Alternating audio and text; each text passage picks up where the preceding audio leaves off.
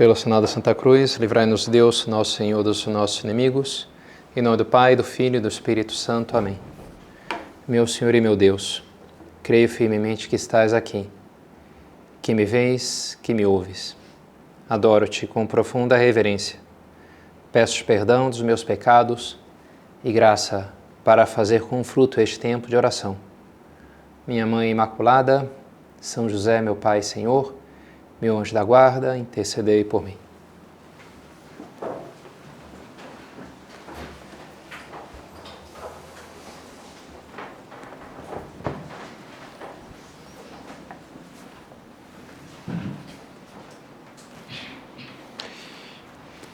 Veio para os que eram seus, mas os seus não o receberam. Acho que é uma convicção que vai crescendo na humanidade geral, talvez também na nossa vida, essa de que a experiência que a gente tem da vida, das coisas, depende em grande parte da nossa expectativa. Se você pega essas garrafas de vinho e lê o rótulo, às vezes vem aquelas descrições, né? Toques de carvalho, sabor de canela, chocolate, o que tem aqui, como é que tem tanta essa coisa, né? Mas de fato você depois bebe pior, né? Acho que tem um pouco de cereja, sei lá, né? Ou um filme, ou um livro que alguém te fala, faz uma análise e aquilo faz com que você leia, enxergue, assista aquele filme com uma riqueza, um aproveitamento diferente, né? Porque grande parte da nossa experiência da vida passa pelos filtros com que a gente vive as coisas. Assim, a experiência da vida é de uma quantidade avassaladora, em quantidade de informação que nos chega através dos sentidos, é muito grande. Por isso a gente sempre precisa ter algum filtro para focar, para isso aqui eu presto atenção nisso, mas não naquilo, não no resto, né? Então nossos filtros determinam a nossa experiência. E também a experiência do contato com as outras pessoas, que é talvez aquilo que há de mais enriquecedor que a gente pode ter, é isso, né? Mais que um filme e um livro, é alguém, uma pessoa que eu conheço, com quem eu interajo. E eu posso estar mais aberto ou mais fechado a essa interação. Tem uma pessoa que me desperta interesse, que eu admiro, de quem eu gosto, que é gostoso conviver. Talvez eu vou estar mais aberto, vou ter uma interação mais rica, vou estar mais atento. Ou pelo contrário, se é alguém que não me desperta especial interesse, ou tem até uma certa rejeição, o que essa pessoa disser. Falava um primo meu com uma filha adolescente, que eu sugeri para ela, assim, por princípio, rejeitado. Porque se veio do meu pai, então fora, é ruim, não quero, né? Pô, ele sentia assim, não sei se era de todo justo com a filha adolescente dele, mas acho que tem algo de verdade, né? O que vem do meu pai, fora, né? Isso aqui, rejeição total. E pode ser frustrante, mas como era um pouquinho para esse meu primo, pode ser frustrante alguém que é importante para você e que está fechado para alguma interação contigo, né? Para o que você tem para lhe dizer, para o teu gesto de carinho, do que for, né? Em geral, as pessoas, na minha experiência pessoal, me tratam com certo respeito, né? Como sacerdote, com carinho, com atenção. Mas, enfim, também a gente encontra alguma outra experiência. Uma que me marcou negativamente foi um padre jovem que até falava comigo, tinha direção antes de se ordenar, já como seminarista, depois se ordenou, eu que acompanhava com muita alegria, mas chegou uma hora que começou a ter uma certa crise na vocação e por isso começou a me evitar e não respondia mais as mensagens. Aí eu fui lá, um pouco na cara e na coragem, na cidade lá onde ele era pároco, toquei a campainha, ele veio abrir lá a porta, na verdade não abria a porta, mas veio lá para me atender. E eu falei, ô fulano, tudo bem? Não sei se a gente podia conversar um pouco, né? Ele falou, padre, acho melhor não. Foi assim, educado, né? Em um momento me distratou, sai embora daqui, não te chamei. Enfim, com toda a educação, mas enfim, partiu meu coração igual, né? Toquei, tchau, vou embora. E de fato, né? Abandonou a vocação e, infelizmente, histórias tristes, né, gente? Na vida é assim, né? Mas também histórias bonitas, né? E tantas pessoas que vocês terão a experiência também de uma amizade que vai crescendo e uma professora, um professor, e uma interação vai aumentando, e aquilo aumenta, a tua expectativa do encontro surge, e também do namoro, uma coisa assim, né? Nossa, que legal, né? Porque com essa pessoa eu me dou muito bem, então sempre é É uma experiência muito intensa o encontro com ela. E o Advento justamente quer produzir em nós essa expectativa da vinda do Senhor, que é tão importante que a gente tenha. E isso pode nos servir também pensar o que ele veio nos trazer, o que ele vai nos trazer para fomentar essa expectativa. Porque talvez várias pessoas esperam coisas do Natal que não são aquilo que Nosso Senhor quer nos trazer. Se eu espero que Ele vai me trazer dinheiro, saúde, não sei, né, um emprego, presentes, comida, provavelmente eu vou primeiro me frustrar, porque talvez Ele não me traga essas coisas, né? E depois passar a dar pouca bola, né, o Natal, vida de oração, bem, não tem aquilo que me interessa aqui, né? Se o meu filtro para o Natal for esse, Jesus vai ser um ator coadjuvante da história. Agora, se eu entendo e começo a desejar mesmo todo o tesouro que Ele quer me trazer, aí já pode ser diferente, né? Aí eu posso viver um Natal intensamente, espiritualmente falando, né? Então, queria usar essas meditações, as próximas, essa e as outras duas que nos separam ainda do Natal, para justamente meditar sobre o que Jesus vai nos trazer, o que Ele quer nos trazer. E para isso vão ser 3 meditações, 3 respostas. Luz, cura, vida. Essas 3 coisas. Hoje, como ele queria falar mais então sobre a luz. Jesus nos traz luz, a luz. É algo que está muito nos evangelhos. Este era a luz verdadeira que, vindo ao mundo, ilumina todos os homens. São João. Ele veio nos iluminar. Eu sou a luz do mundo. Aquele que me segue não andará nas trevas, mas terá a luz da vida. São Mateus cita Isaías: o povo que ficava nas trevas viu uma grande luz. Para os habitantes da região sombria da morte, uma luz surgiu. E o próprio São Mateus representa os magos que chegam a Jesus seguindo uma estrela, também, né? No escuro, uma estrela, uma luz na escuridão. Lucas fala do Simeão, quando recebe o bebê Jesus no seu colo, no templo, e diz: agora, Senhor, segundo a tua promessa, deixa o teu servo ir em paz, porque meus olhos viram a tua salvação, que preparaste diante de todos os povos, luz para iluminar as nações e glória de Israel, teu povo. Ele é a luz, descreve aquele bebê, uma luz do mundo, que veio para iluminar as nações. Então é a luz. E por essas e outras, tantas tradições do Natal se apoiam ou ressaltam essa simbologia da luz. A própria data do Natal, não é que na Bíblia fala muito de datas, a gente não sabe exatamente quando Jesus nasceu. Tem até um estudo, que uma vez eu me deparei, interessante, que diz que mais ou menos podia ser por essa época mesmo. Vai buscar lá no turno do sacerdócio de Zacarias, e aí depois, né, 6 meses que Isabel engravidou, aí depois engravidou a senhora, então vai contando ali, né, a matemática dá mais ou menos. Mas enfim, é um pouco chute assim, não dá pra gente ter certeza, né? Por que aqui em concreto é 25 de dezembro? Porque 25 de dezembro, a data escolhida foi porque é o solstício de inverno no hemisfério norte. Complicado? Pode ser, mas não é tão complicado assim. O que é um solstício de inverno? É o menor dia e a maior noite.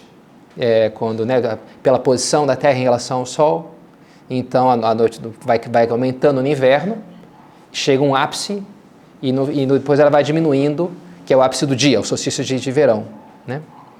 Então, aqui a gente está no verão, vai ser o solstício de verão, então vai ser o dia mais longo do dia, né, do ano. Mas lá é o contrário.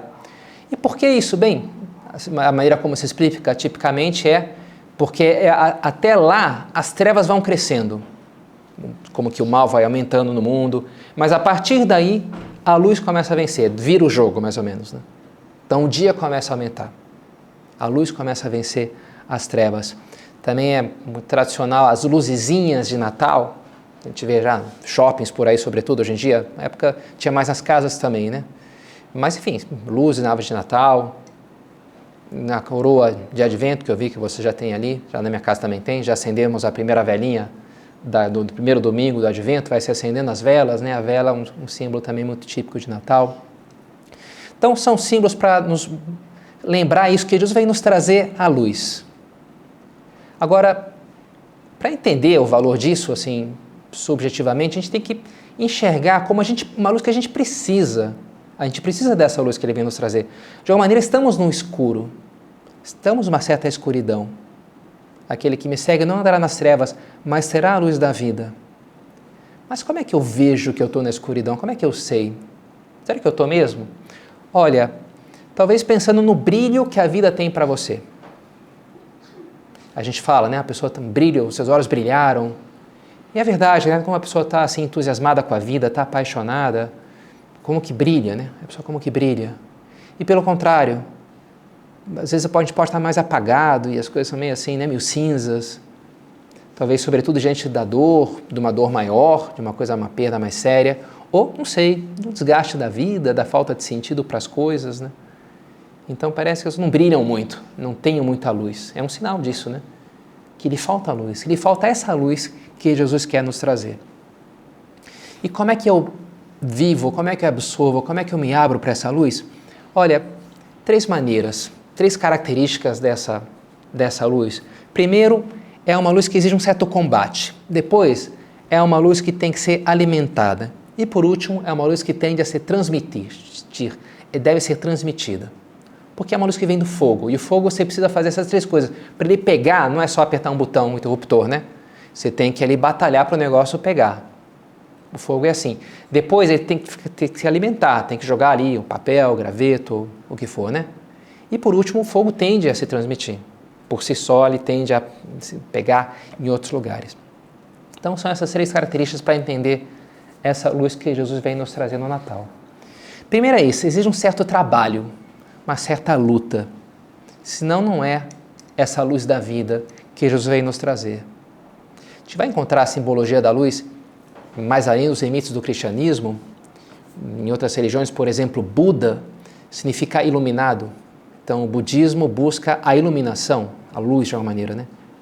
E mesmo no âmbito civil, também se usa, e às vezes só num sentido um pouco excessivamente intelectual, em que faz um foco muito assim numa coisa da inteligência, mas deixando de lado outras dimensões dessa iluminação. A gente vai ver isso já no começo do cristianismo, surge a heresia dos gnósticos, que tinham essa ideia ou essa teoria de que uma coisa são os cristãos normais, outra somos nós, que conhecemos a gnose, a verdadeiro conhecimento mais profundo.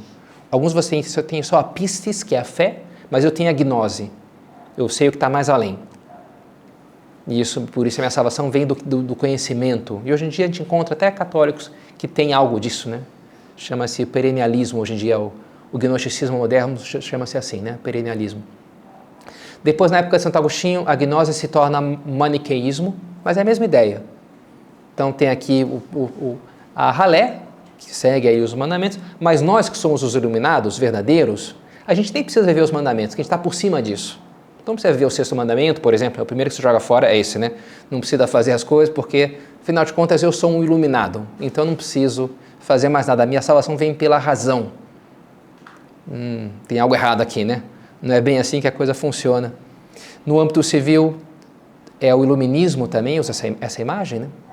Essa ideia de que a sociedade vai pela razão se libertar e a ciência, depois evolui para o positivismo, que tem essa mesma ideia de que, bem, o conhecimento, a tecnologia vai chegar no mundo perfeito, os meios de produção vão melhorar e assim as pessoas vão se entender porque agora a gente encontrou o caminho da razão.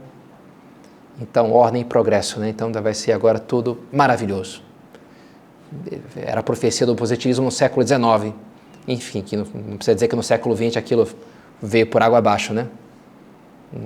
Terminei ontem um curso de História da Igreja e ele falava um pouco os bárbaros, invasão dos bárbaros. Ele dizia, olha, eu até me sinto meio desconfortável de falar o período bárbaro, porque depois do século XX, né, você começar a chamar outros períodos de bárbaros.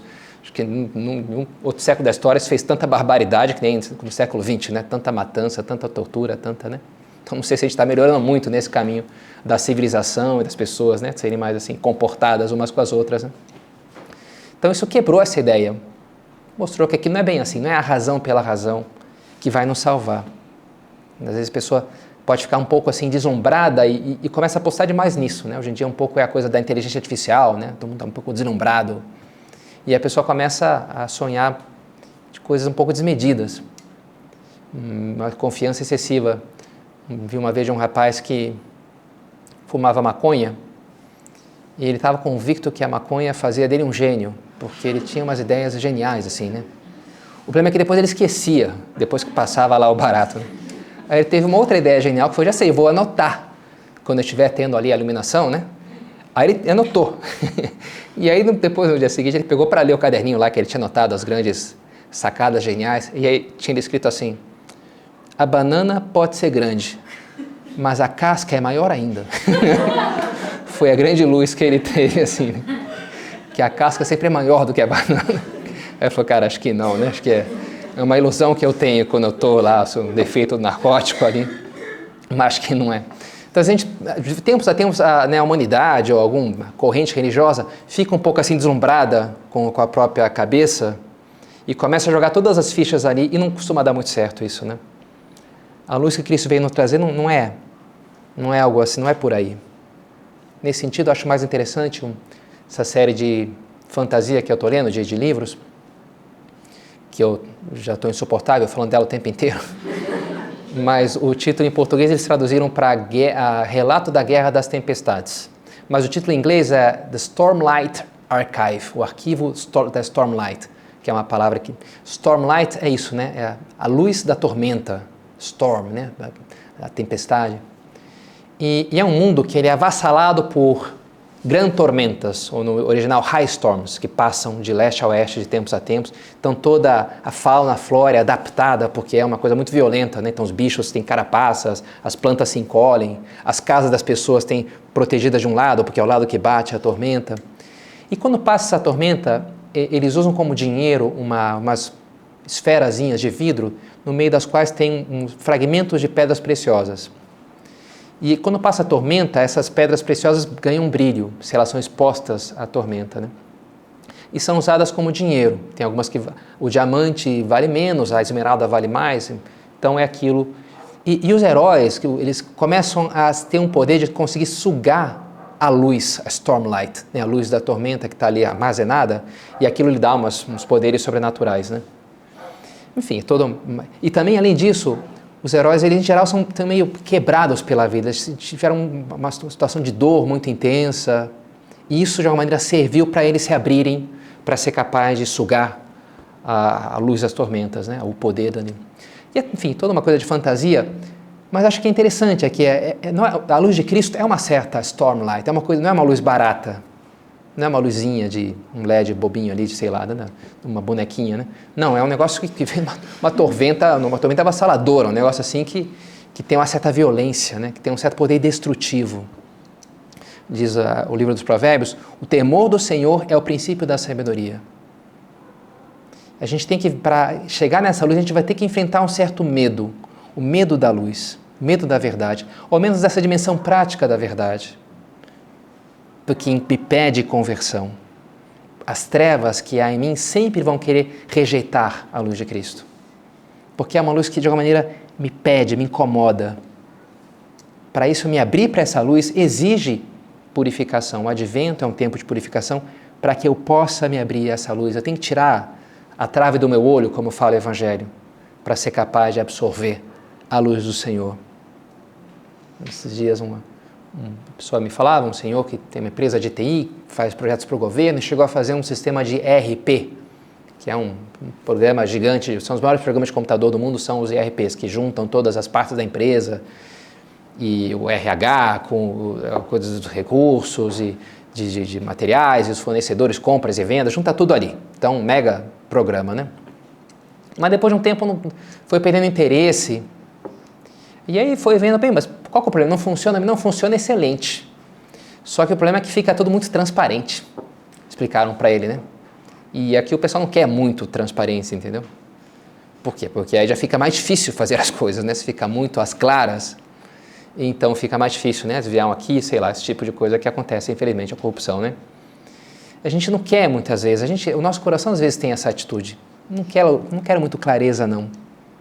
Por isso aqueles judeus não queriam receber Jesus, não estavam muito preocupados com a vinda do Messias, estavam preocupados com outras coisas. E assim, tantas pessoas nesse Natal não estão querendo enxergar a luz que elas precisam enxergar. Ou talvez que nós precisemos enxergar. Oxalá a gente não tenha essa atitude, né? Oxalá a gente se abra para a luz do Natal, a luz de Cristo para nós. Portanto, assim como o fogo, essa luz que Jesus vem nos trazer, pede esforço para pegar na nossa alma, exige uma certa luta. E também como o fogo é preciso alimentá-la depois para mantê-la viva. Não é só uma luta inicial, mas depois a gente está sempre alimentando aquilo.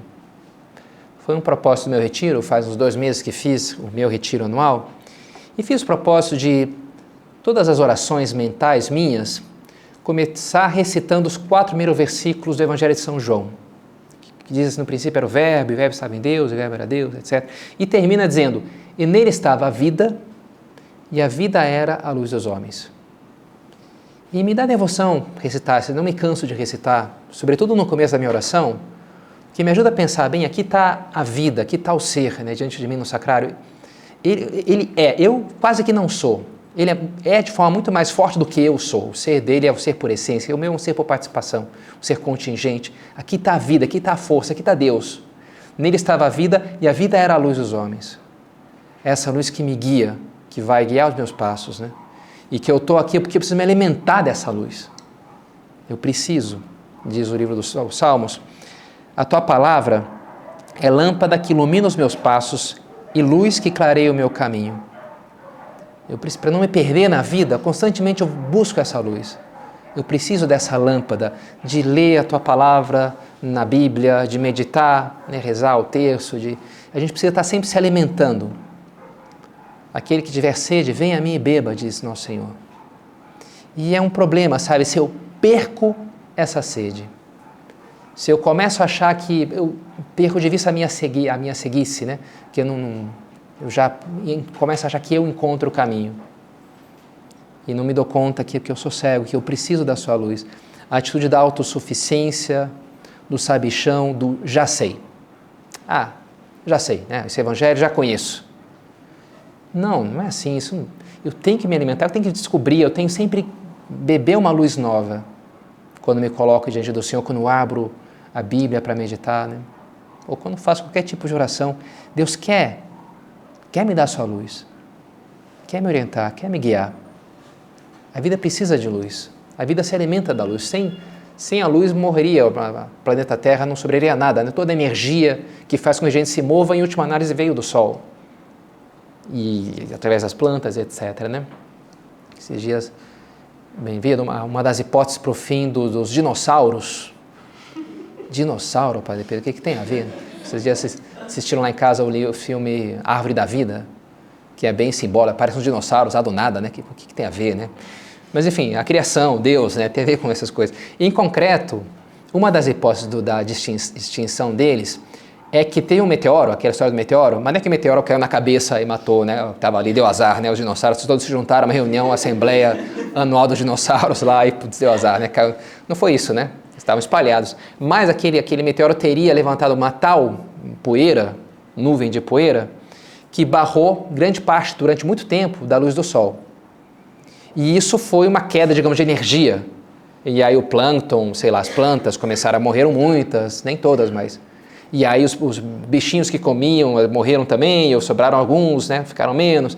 E assim na cadeia alimentar até chegar nos dinossauros que precisavam de muita energia para manter aquele bicho lá de pé, né? Então, como caiu muito a oferta de energia no planeta, da noite para o dia, literalmente, né? Então já não tinha como sustentar aqueles bichos tão grandes, né? Então, seria uma maneira de explicar por que eles morreram, sobraram outros répteis menores, mas não aqueles dinossauros tão grandes, né? E não é que eu queira me comparar para um dinossauro, né? Que eu sou tão velho assim, né? Mas, sabe, eu preciso também de muita energia espiritual, enfim, também algo de energia material também, né? Mas, sobretudo, espiritual, né? Preciso de muita luz. Por quê? Porque sou eu que estou falando aqui para vocês, né? Porque eu tenho que trazer luz para vocês. E olha, talvez vocês precisem também, não porque sejam um dinossauro, mas porque eu sei a crise que vocês estão enfrentando na vida, ou as pessoas que dependem de vocês também, da luz que vocês têm que levar para elas, né? Todos nós precisamos dessa luz. Precisamos sentir essa sede. Aquele que tiver sede, venha a mim e beba. Eu tenho a luz para te alimentar, a luz da vida, para guiar os teus passos. Venha a mim. se você busca essa luz, eu sou capaz de te dar essa luz. E assim a gente já chega na terceira característica dessa luz, que ela não só a gente tem que lutar para estabelecê-la na nossa alma, alimentá-la continuamente, mas depois o natural dela é transmitir-se. Ela tende a se transmitir. A gente tem que levar ela às pessoas à nossa volta. Assim como Jesus, né? Eu vim trazer o fogo à terra e que mais quero senão que se tudo arda. E essa luz que ele vai comunicar para os apóstolos, vai explodir de uma maneira muito especial no dia de Pentecostes. E os apóstolos vão sair falando e o pessoal vai entender o que eles vão dizer, vão levar a mensagem do Senhor para muitas milhares de pessoas, mas que já nasce em Belém, na noite fria de Natal. Ali já está aquela luz. E nós temos a missão de levar esse fogo, essa luz, a muitas pessoas à nossa volta. Vós sois a luz do mundo. Jesus fala que ele é a luz do mundo, mas depois ele fala, vocês são a luz do mundo. Não se acende uma luz para colocá-la debaixo do alqueire, mas sim para colocá-la sobre o candeeiro, a fim de que brilhe a todos que estão em casa. Assim brilha a vossa luz diante dos homens. É tão bonito, tem tantos exemplos de pessoas que brilham, cristãos que brilham. Não é à toa que os santos a gente coloca a auréola, né? Uma coisa que uma pessoa teve uma vida brilhante. Faz pouco assisti esse documentário esse espanhol, mais em inglês na verdade, mas de família espanhola, chamado Pedro Ballester, que muito jovem morreu por um câncer, mas é bonito o documentário que tem dele no YouTube, como as pessoas sentiam nele algo diferente, o sorriso dele chamava muita atenção e acabavam chegando na fé que ele tinha. Está com um processo de beatificação, porque morreu santamente, porque enfrentou uma situação muito dura, de uma maneira muito santa, né? Irradiando luz. Parece um pouco da minha história do Carlo Acutis, né? Beato Carlo Acutis também, né? Que irradiava essa bondade, ficava lá horas diante do sacrário e depois elevava esse amor que se alimentava junto ao Senhor, essa luz, né? Para outras pessoas. Também do Brasil temos com o processo de beatificação, o Marcelinho Câmara, lá em Florianópolis, que também era uma bondade, assim. As enfermeiras brigavam para ver quem que ia atender quando ele estava já morrendo no hospital, né? Porque ele é sempre tão bondoso com todo mundo, né? Um amigo seu que até se aproximou da fé, também graças a ele, dizia, Marcelo irradiava a bondade. Interessante o verbo, irradiava, né? Irradiava a bondade. Tinha sempre um sorriso amigo para receber qualquer um que dele se aproximasse. De uma maneira, nós temos que irradiar essa luz, essa alegria do Natal. E é uma época boa. Quem sabe nessa época as pessoas estão mais abertas para uma mensagem espiritual. Para que a gente proponha, olha, vamos, sei lá, fazer uma oração aqui em casa, vamos fazer uma novena de Natal, vamos montar um presépio, vamos fazer uma ação social de Natal, de fazer lá num asilo, visitar lá as velhinhas coitadinhas lá, ou fazer não sei o quê. Fazer algo assim, não sei, né? Tem esse espírito. Uma vez fizeram isso lá em São Paulo, os rapazes. E, não, legal, vamos pôr. Agora estava na moda a série da Família Dinossauro. Então resolveram passar lá um episódio da Família Dinossauro lá para as velhinhas. E tem um episódio que é do Dia do Arremesso, que é no mundo lá dos dinossauros, quando a sogra faz não sei quantos anos, o cara tem o direito a jogá-la num piche de ardente, se livrar da sogra, assim, de forma mais cruel, né? No fim, da história. E por acaso foi esse episódio que alguém começou a passar lá, jogando a velhinha no piche ardente. Opa, isso não foi uma boa ideia, né? Mas enfim, era uma boa intenção, né? Por mais que não deu muito certo. Não sei, tem um momento bom, sabe, para a gente propor coisas, ter iniciativas. Querer transmitir algo. Ótimo se a gente acende as luzinhas do Natal e decora a nossa casa, ótimo. Mas muito melhor se a gente acende um pouco que seja os corações, né, das pessoas à nossa volta. No brasão do Papa Francisco estão representados Jesus, José e Maria. Jesus está o monograma de Cristo, né, IHS, no alto. Do lado está uma flor de nardo, que é símbolo de São José, que o bastão dele teria florescido de forma milagrosa para que ficasse claro que ele que tinha que se casar com Nossa Senhora, é uma lenda, né? E está uma estrela, e a estrela é símbolo da heráldica de Nossa Senhora. Quando num brasão antigo tem uma estrela, é um símbolo de Nossa Senhora. Por quê? Bem, talvez pela estrela de Belém, eu penso, né? Que conduziu os reis magos até Jesus. Também Nossa Senhora sempre leva ao seu filho, né? Leva a luz do seu filho para nós. Então nós pedimos a Maria Imaculada que também nos conduza a nós a mergulhar na luz de Natal, para depois também sabê-la transmiti-la aos demais.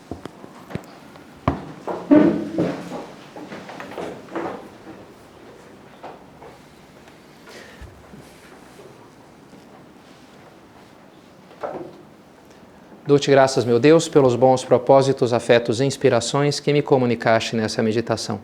Peço-te ajuda para os pôr em prática. Minha Mãe Imaculada, São José, meu Pai e Senhor, meu anjo da guarda, intercedei por mim.